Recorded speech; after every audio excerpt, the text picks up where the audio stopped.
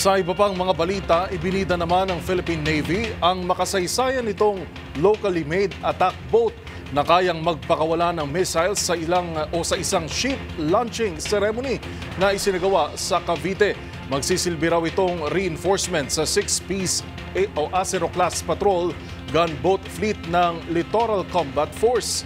Ang buong detalye ihahatid ni Edniel Parosa. Inilabas na ng Philippine Navy ang una nitong missile-capable na attack boat na binuo dito mismo sa Pilipinas.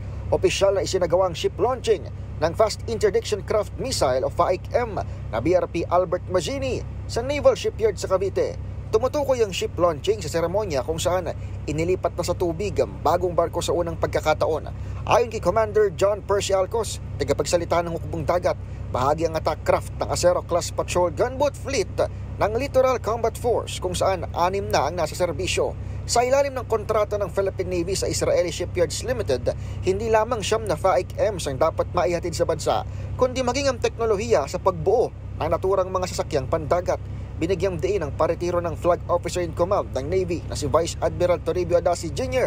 na mapalalakas ng proseso ang industriya ng bansa bilang isang maritime nation sa gitna ng kasalukuyang bantang pansiguridad. Para sa MBC TV Network News, ito si Edniel Parosa, una sa Pilipinas, una sa Pilipino.